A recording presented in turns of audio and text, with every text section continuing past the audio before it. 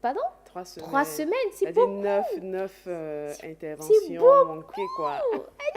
Mais 3 tu nous as semaines. sevrés, là. J'en avais grand besoin. C'est Bah, important. c'est Ouais, important, tu ouais. sais. Ça fait partie du développement personnel. Exactement. Ah, t'inquiète, la semaine dernière, j'ai compris ça aussi. J'ai piqué une pause aussi. Ouais. Et puis, je me suis dit, c'est l'occasion de se refaire, De se refaire, de de se se re- ressourcer. Exactement. Ouais. C'est l'occasion aussi de puiser pour les autres parce que Absolument. finalement, on ne donne aux autres que ce que l'on a. Ce que l'on a. Et si vous êtes vide, vous allez donner le vide aux gens. Il Exactement. faut se ressourcer, se remplir, hein, pour soi et pour les autres. Parce qu'on ne vit pas que pour soi. Ouais. On vit aussi pour les autres. Alors, aujourd'hui, on est gonflé à bloc. On est gonflé à bloc Alors, aujourd'hui. j'espère que vous êtes prêts pour la saison qui va s'ouvrir. Hein. Absolument. Parce que là, qui ira jusqu'en novembre exactement. 2026. Donc, j'espère que vous êtes prêts. Préparez-vous parce que les sujets seront encore plus intéressants. Et je dirais même si on fera tout pour toucher aussi à votre sensibilité parce que ce n'est que lorsque vous êtes touché que véritablement vous comprenez où est-ce qu'on est en train de vous emmener. Absolument. C'est parce qu'on vous aime qu'on vous bouscule. Exactement. Voilà. Merci beaucoup. Si on ne vous aime pas, on ne peut pas vous bousculer. C'est parce qu'on vous aime qu'on vous bouscule pour que vous puissiez vous marquer un temps d'arrêt, faire une introspection et voir comment bouger les lignes ou bien arrondir les angles. Ouais, c'est comme en amour ou en amitié. Hein. Ceux qui ne vous disent pas la vérité, c'est ceux qui ne vous aiment pas vraiment. C'est ça. Voilà. Donc, votre moitié peut vous dire des choses de manière crue souvent. Ça fait mal, mais il faut souvent. Allez, c'est important. Aujourd'hui, on a un sujet très intéressant. Annie, tu nous le présentes? Voilà, c'est-à-dire que j'ai pensé à cette fin d'année et à l'entrée de 2026, dont les 3 choses importantes à faire pour entamer 2026. On va les évoquer tout au long de cette semaine. Mais aujourd'hui, on va mettre l'emphase sur la discrétion, hein, la loi de la discrétion. Un allié sûr pour 2026, chers amis téléspectateurs. Donc, pendant que vous êtes en train de faire le point, faites le temps que vous fassiez une auto-évaluation sur tous les aspects de votre vie concernant 2025. Vous pensez déjà intégrer la loi de la discrétion si vous ne l'aviez pas fait depuis.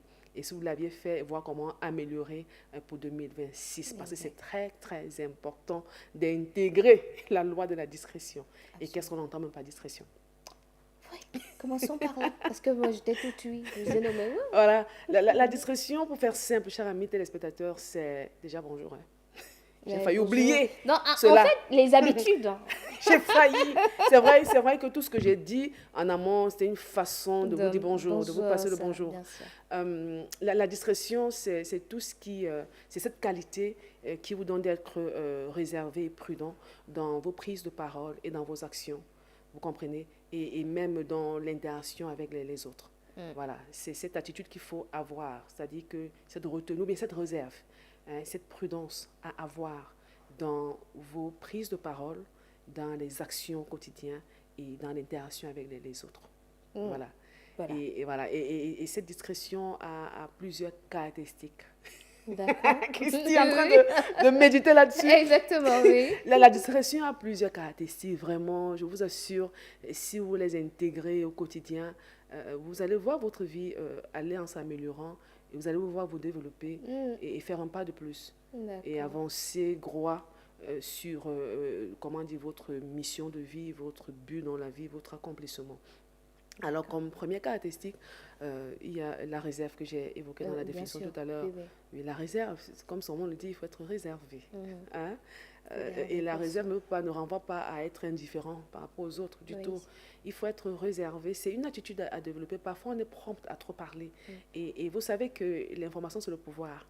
Et si vous êtes prompt à trop parler, ceux qui ne vous veulent pas de bien vont puiser là-dessus pour faire des choses pas du tout joli. Voilà. Donc, il y a cette réserve, il y a la prudence. Bien sûr. De toute façon, comme je disais encore à quelqu'un il y a quelque peu, on ne détruit pas ce qu'on ne connaît pas. C'est ça.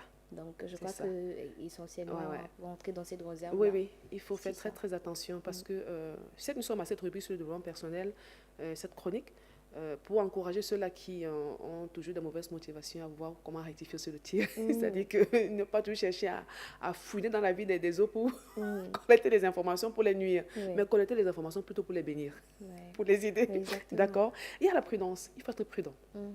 Dans la discrétion, l'une des caractéristiques, c'est la prudence. Il faut être prudent. C'est très important. Il y a cette parole pour ceux qui lisent la Bible. Et soyez prudents comme des serpents. Le serpent est prudent. Observez un peu la nature, comment le serpent se comporte. Le gars est prudent. Il observe, il Il guette observe, il avant guette. d'avancer. Donc, c'est une des caractéristiques, c'est la prudence. Être prudent. Oui. Et l'autre caractéristique que j'aime bien, et c'est vrai, c'est tellement étroitement lié à nos émotions, c'est la maîtrise de soi. Oh. Parfois, on a pris le temps, comme on s'est ressourcé là, on a pris ce temps, ce break. Tu as fait une introspection et puis ça, tu as dit voilà comment je dois améliorer les choses, tout ça. Et tu sors de là vraiment ragaillardi avec de nouvelles idées et tu es prompt à partager. Non. La maîtrise de soi, vraiment. C'est-à-dire que la joie parfois nous pousse à prendre des décisions, mais à débiter des choses à regret après. C'est-à-dire pourquoi on n'aurait pas dû dire ça maintenant, on aurait dû attendre le bon timing. Donc, la maîtrise de soi, c'est une qualité vraiment de la discrétion. Il faut pouvoir davantage travailler ses émotions et pouvoir se contenir, se maîtriser. Ça va dire non, ce n'est pas le bon moment pour dire telle chose. Et aussi, j'ai beaucoup de travail à faire.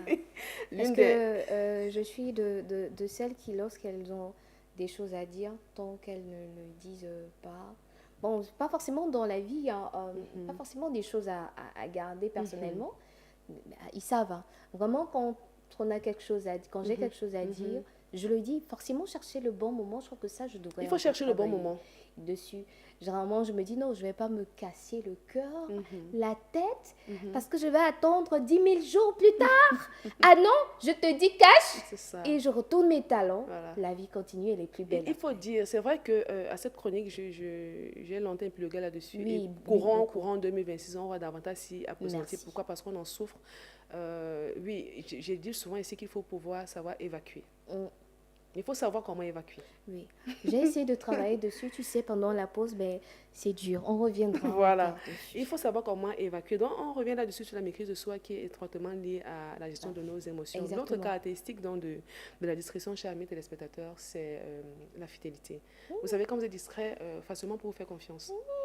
Oui, c'est-à-dire que la fidélité, c'est-à-dire que votre vie soit oui, votre nom soit non. Si quelqu'un vient se confier à vous, pourquoi? Parce qu'elle a observé pour quelqu'un de réservé, quelqu'un de prudent, quelqu'un en qui elle peut faire confiance.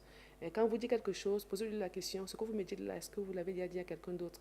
Et la personne va vous poser la question de savoir, mais pourquoi tu me demandes ça? Tout simplement pour savoir que si vous apprenez ça dehors, ça ne vient pas de moi.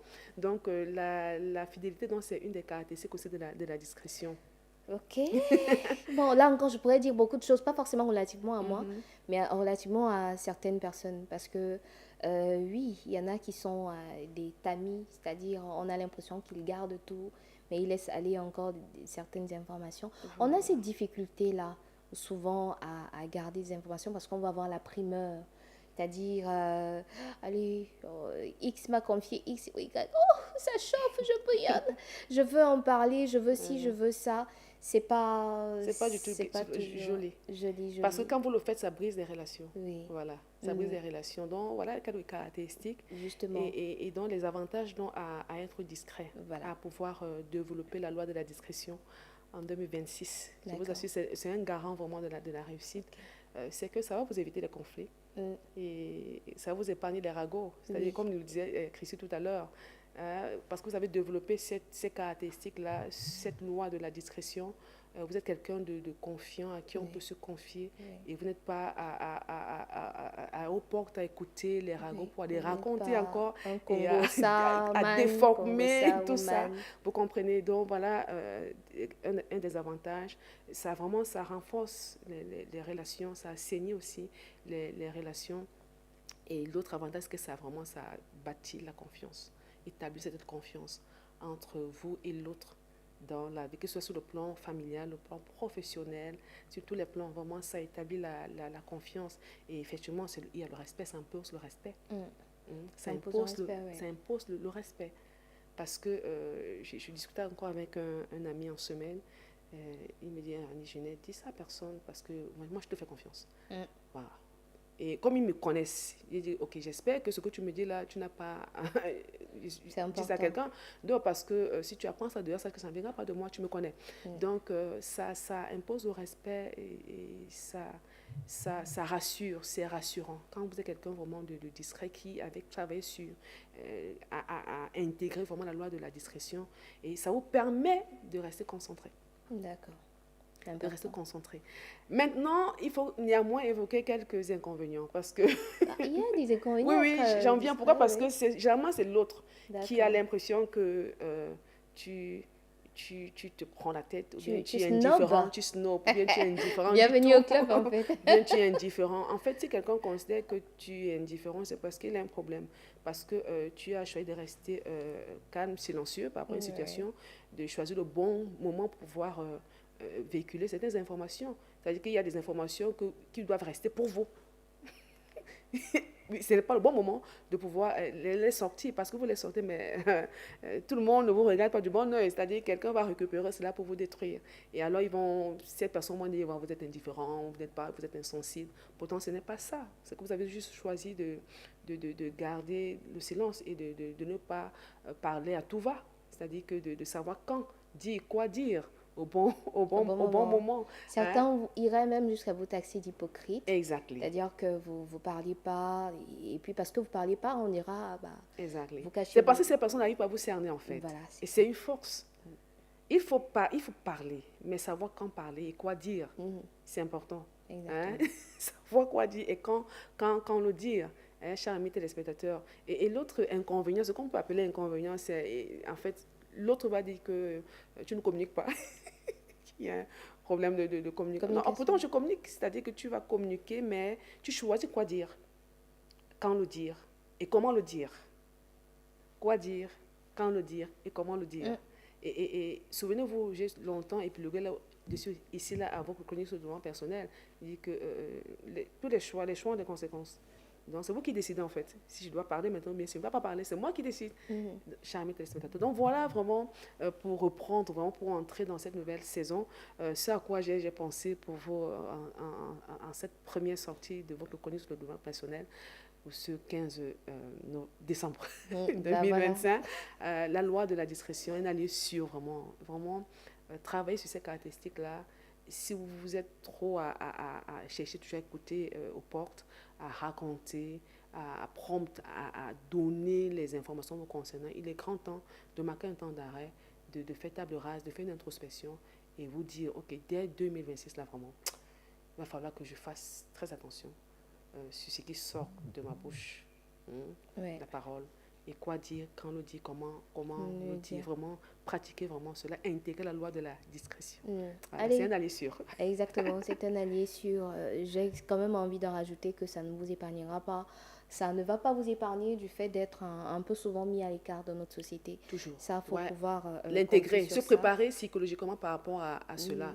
Pourquoi? Parce qu'en fait, la personne qui va chercher à vous mettre à l'écart, c'est parce qu'elle s'est rendue compte qu'elle n'arrive à vous cerner à... souvent même à vous manipuler. Exact, oui, puisque quand on a l'information, soit c'est pour vous regarder avec des dents, soit c'est pour vous mettre à l'écart, soit c'est pour vous saquer davantage et dire voilà, non, voilà son point faible, voilà si, voilà c'est qu'elle est tout ça. Je ne suis pas en train de dire qu'il ne faut pas être vulnérable, mais il faut savoir connaître le bon timing pour savoir quoi dire, quand le dire et comment le dire, tout simplement. Bon, merci beaucoup, Annie. C'est moi, Christine. Avant de te raccompagner, peut-être une dédicace à toutes ces personnes qui sont reconnues dans nos familles comme étant le haut-parleur aussi souvent de nos... Parce que s'il faut parler de discrétion, il faut parler aussi de l'opposé, c'est-à-dire ces personnes qui savent souvent répandre les informations, les nouvelles. On en a presque dans chacune de nos familles. Oui, à ça. Et raconter détruit.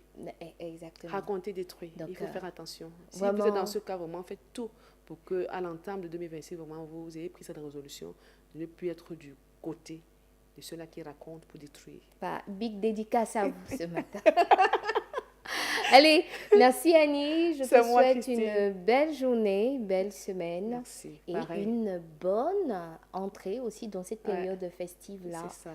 Voilà, et donc on est ensemble. On est ensemble. Et à mercredi, on parlera de la loi de l'humilité. Wow. Qui est notre allié sûr. L'humilité précède de la la gloire. gloire. Et bah, ça me rappelle un groupe là quand même, la harpe de David. David. Voilà, je crois. À une époque là, j'écoutais. Voilà. Allez, belle journée, à plus tard. Pareil, à plus tard. Alors, le temps qu'il nous retrouve